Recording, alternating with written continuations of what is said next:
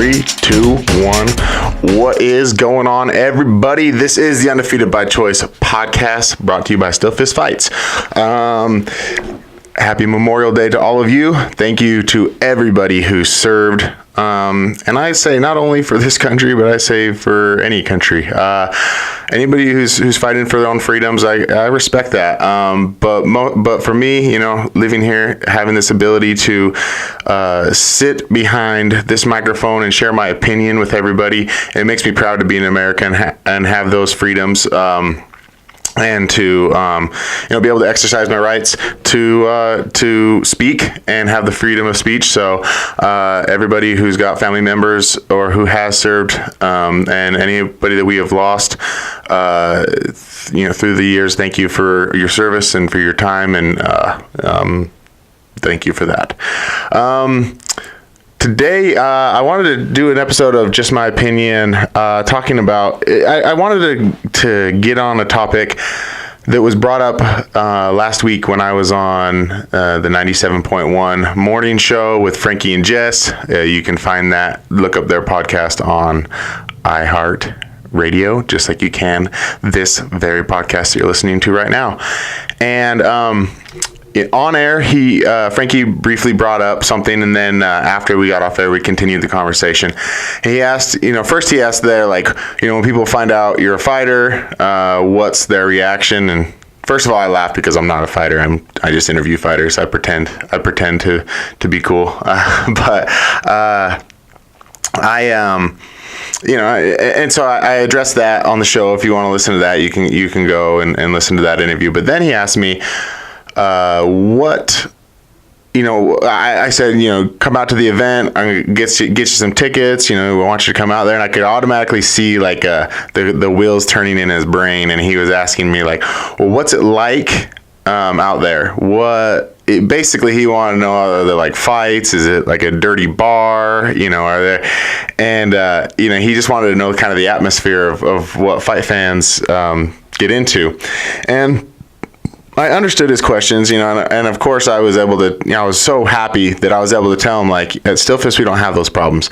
We don't have those situations. I talked to Kevin and Pat after, the owners, and I wanted to fact check, and I can't remember what the number was. I think they said in however many years they've been doing it, which is over a decade, that there's only been 3 fights, and they've all been really small, maybe parking lot stuff, and they got broken up real quick.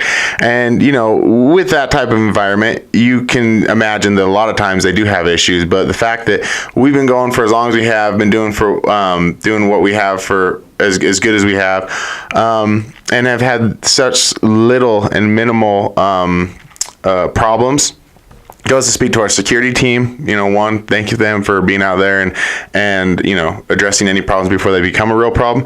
And two, to the fans who just understand that what they're doing is they're coming to be a part of an event. They're coming to be a part of watching other people performing their art. And it would just be to me, it's like going to a museum and looking at other people's art. That's what martial arts is to me. It's just, it's an expression of an art form, and I love it. And so, I thank you to the fans for not causing any problems. But I do understand that this is a stigma that is going around, that, we're all just a bunch of meatheads, and that we're all a bunch of super aggressive people, and we, all got some sort of brain issues that cause us to be these angry people, and we just want to hurt each other and hurt other people. And I get that that's a stigma that's going out there, but I don't really understand where it comes from, because that martial arts has never been about that. I mean, every form of martial arts teaches respect and duty and obligation and determination and just all these good things that you want people to have, commitment, and I think I already said dedication. I don't know, but I didn't write all this stuff down, so I can't remember what I say sometimes. But yeah, that is, so martial arts teaches that, but yet somehow the outside world looks and views it as something that it's not.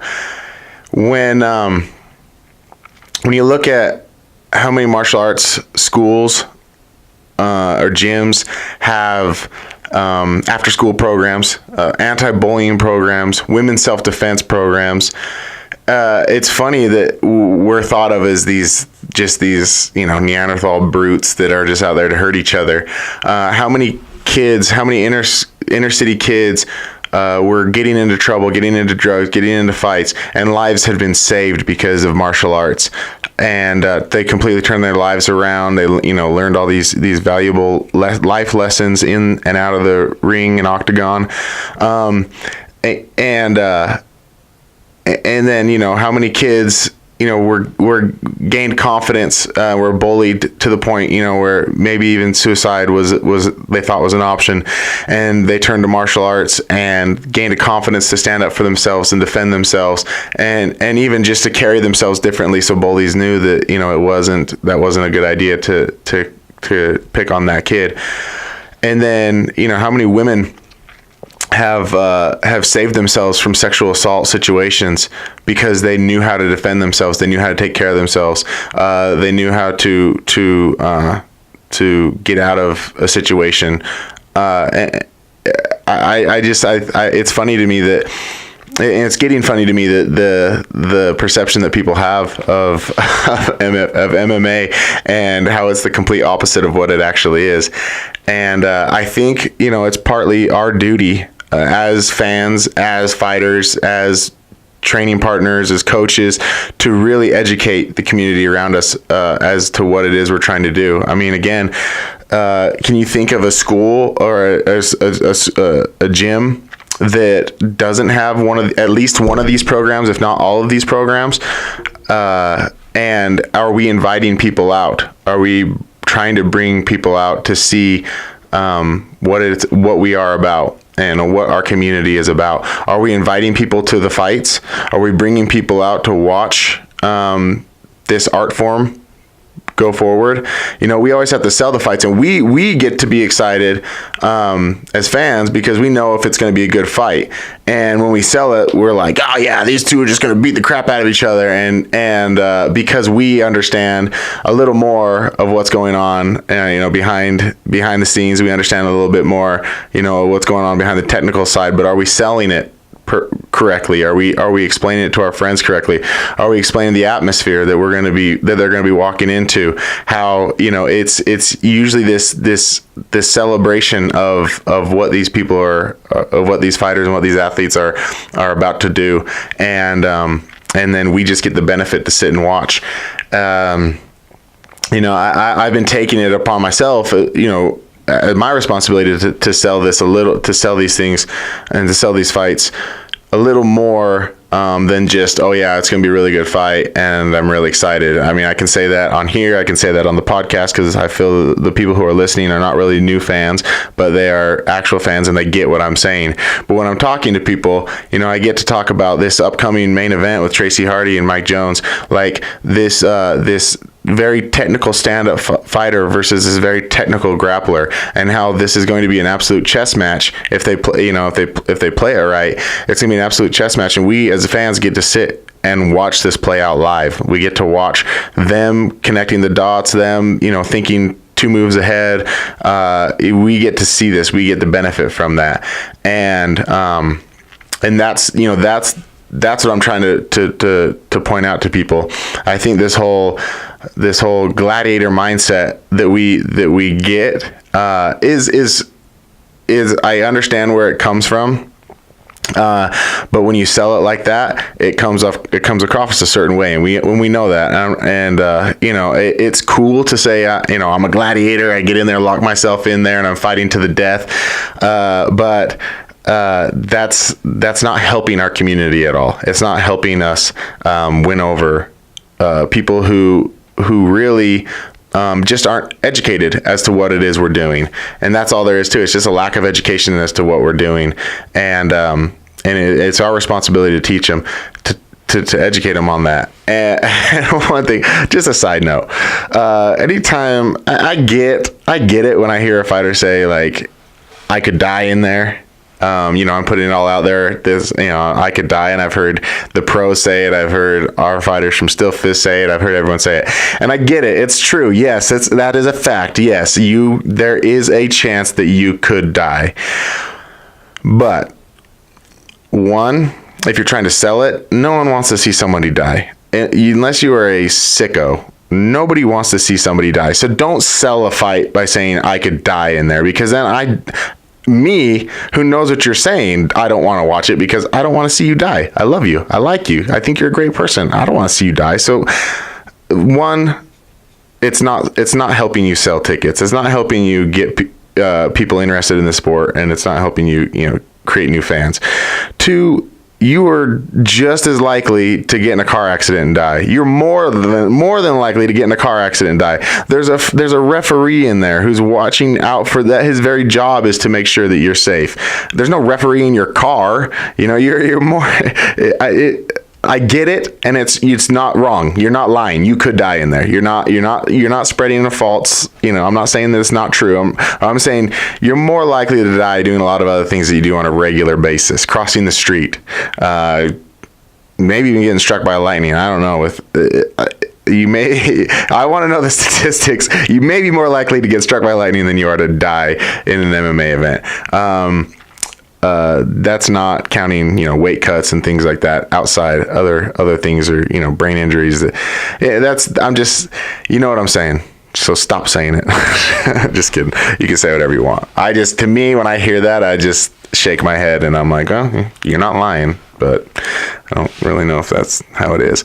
The other thing I wanted to point out, along with these things that I think we should be educating people on, is the fact that I believe, and someone feel free to correct me if I'm wrong on this, but I believe that MMA is the most progressive sport as far as women and male equality than any other sport in the world. What other sport in the world do men and women share the spotlight as they do in MMA? We have women main eventers. We have, women title holders. We have women getting paid fat checks, and it's only getting better. I mean, it's already so good, and it's getting better. I think it's already better than any other sport out there, and it's getting better is what I should say. I was looking up like the top paid female athletes, and pretty much female tennis players run the gambit. So if you can play tennis and not fight, go play tennis, because they're getting paid. But outside of that, female fighters are very high up on that list of pay scale. And I'm so proud to be part of this company, Steelfist. I'm so proud to be working with Kevin and Pat and and everyone else behind the scenes. I'm so proud to be working with them, because we had gone to a breakfast, had a little business meeting the other day, and I had just mentioned something along the lines of a project I wanted to work on to help promote more females in MMA in Utah, because I feel that there are so many young athletes, young women who grow up through high school, junior high school, some go on to college, and some even go a little further than that, playing sports, whatever it is, basketball, softball, tennis, and anything. There's so many young female athletes, and because of the way that most sports are not as progressive as MMA, after they get to a certain level, it just kind of goes away, and they're still so young, and there's still so much competition left in them, and they still have so much desire to compete, and they don't really know where to go. They don't really know what else to do. I mean, if you go to any softball field, on a summer night, it is filled with former collegiate softball players that just still want to compete in some sort of recreation league or indoor soccer or even outdoor soccer. I mean, there's so many women that still want to compete, and I'm like, over here waving my arms like there's a sport over here that you would get paid to do if you came over to our side. We welcome you with open arms to come over here and step in the octagon and do this sport, and you'll get paid for it, and you can get just as much recognition as the men do for it, and you can get build a name for yourself just as much as the men do. And so I kind of mentioned this during this luncheon or breakfast, and the promoters Pat and Kevin were 100% on board with building up women's MMA in Utah. They were so excited about it. The very next day, they made a post on Facebook about they're looking for 125 female athletes to compete in MMA. That is a huge number of athletes that they're looking for to bring into this sport. I haven't heard of any other local promotion putting on, not only in Utah, but just the local promotions statewide or in the United States, that are asking specifically for female athletes because they want to build up that area in they want to build up that division in their area. And so I automatically sent it out to just one friend. I said I had one in mind. I sent it to her and said, "Hey, look, we're looking for fighters," and she automatically was like, "Yeah, I would love to do that. I've been thinking about that." All it took was an invitation. That's it. There's a door open for her. All it took was an invitation. She's a former soccer player, college soccer player, and I said, soccer players could make. Jose Aldo, he's a former soccer player, and we all know how powerful his kicks are. There's something, there's something there. I mean, most sports translate. Most sports can translate into MMA. I came in as a football player, and to me, double leg takedown is a tackle. That's it's not a wrestling move to me. It's a football move to me. So most sports translate, and there's something that they can bring over that's going to help them and make them a better fighter. And that was just one. I just sent out one invitation, and someone was interested. How many women and young athletes are missing out because they just haven't been invited yet? So this is my challenge to everybody listening to this right now, is to, one, educate the people around you. Just talk to them about MMA. Talk to them about how important the sport is in society, as far as helping young kids gain confidence, and what it did for you and what it did for your kids. What it did for you growing up. I'm a product of it. I'm a product of taking karate at a young age. He was a horrible karate instructor. He was terrible. But the things I learned, the techniques I learned, the skills I learned, the attributes of that I brought over into my life, I can't trade for anything. So we need to educate. We absolutely need to educate people to what we're doing, to what we're trying to accomplish here. And don't just sell it as, oh yeah, it's cool, there's lots of blood and broken noses and things like that. That's not doing it. That's not getting the job done. We really need to explain to people the art that this is. And then two, invite more women into this sport. They deserve the recognition. They deserve the accolades. They deserve the opportunity to make money, to provide, to show off their skill sets, to continue to compete. I would love to see high school teams full of a women's division, or wrestling women's division. I would love to see, junior highs, these club teams with like big women divisions. You look at the top female fighters right now, and they all have wrestling backgrounds. And a personal friend of mine, Kira Batara, she grew up wrestling. She grew up on the wrestling team. She quit cheerleading to be on the wrestling team, and she is an absolute beast. And she's no one can handle her on the ground because of her starting at a very young age. So if you're a parent, consider that. Consider getting your child consider getting your young girl, not just your boy, but your young girl, and you might not ever want her to fight, but to be able to defend herself. And like I said, most of these gyms have these self-defense classes. So this is something to think about. And I want to know all your opinions on it. I want to hear what you all think about this. Am I wrong? Should we just keep selling it as a blood sport and, breaking bones and breaking noses? Or should we try to educate people that this is an actual art form? We all love to quote Bruce Lee. But no one saw this as more of an art form than him. Everything he talks about martial arts in the most romantic way, in the most poetic way, because that's what it is to him. It was art. It was absolute a showcase of art. And I think that's what it should be. I think that's what we even though it's a fight, it's still an art form. It's still a dance. It's still, measuring out your partner and trying to lead or them trying to lead. So everybody, we're within a week of our next card. And I am excited. I cannot wait for this card. I hope to see you all out there. May 31st.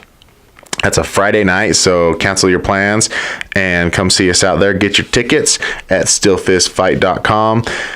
You can find this podcast on iTunes, YouTube, and iHeartRadio under Undefeated by Choice. You can also find us on Facebook at Steelfist Fight Night. You can find us on Instagram, Steelfist Fights. Everybody, be good to yourself. Be good to each other. I love you.